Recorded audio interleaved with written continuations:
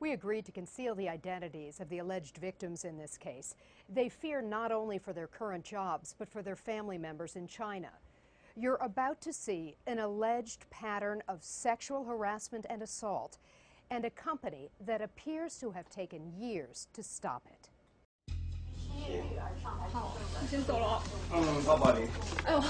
This disturbing video, shot on an iPhone by a female reporter, captures the alleged advances of Zhenju Liu, the former Washington bureau chief of Phoenix Television.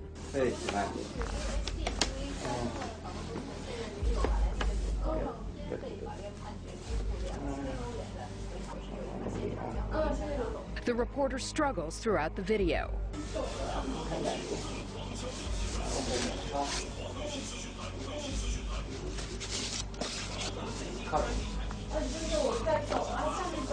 This Liu is, in fact, According to the allegations in this federal lawsuit, Liu repeatedly preyed on vulnerable young women in the D.C. and New York bureaus of Phoenix Television, interns, reporters, and even job candidates. He threw his arms around me, and then he touched my butt, and then he tried to kiss me on the lips, but I ducked, and so he kissed my neck. He suddenly hugged me very tightly. And I will try to push him away, but he will try to hug harder. He did all that by force. Their stories are strikingly similar. He was saying things like, "Why are you so beautiful?" and "You have very beautiful eyes." He was saying, "You have beautiful eyes." He always say that I am pretty and I know how to make myself very presentable. Liu allegedly invited them to luxury hotel rooms and even to Atlantic City to discuss job performance and career opportunities, according to the complaint. Mr. Liu with one hand still on with my shoulder and used the other hands to touch my breast. This young woman says he even forced his way into her apartment after regularly talking at the office about sex acts and rape. I heard that he unzipped his pants, and I was very scared. He used his power and position to get a woman, and very often in a very brutal way. The men who stood up for their female colleagues were fired. Pure retaliation. Nothing but that. I never feel regret.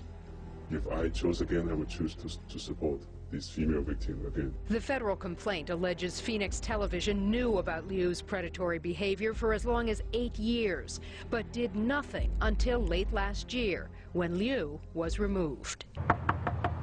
A Mercedes was parked in the driveway, but no one answered the door at the Liu home in suburban Washington.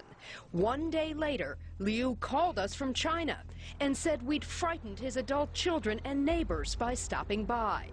Asked about the allegations, he said, "Not true. I am more than 60 years old. I had nothing to do with this. I have nothing to say." Especially in this country, everyone should have a freedom to work without being sexually harassed. Everyone should have a freedom to work without retaliation. Sir, what would you like to say on behalf of Phoenix Television about these allegations involving Mr. Liu? The new D.C. bureau chief at Phoenix TV declined to answer our questions and called security. I think we should call the security guard first. According to the complaint, he is the man who fired the male employees who stood up for the women who were allegedly victimized. Phoenix Television emailed us a statement saying the lawsuit is full of inaccuracies and false information about the company. So far, 10 women have come forward with allegations of sexual harassment and assault. Andrea McCarran, WUSA 9.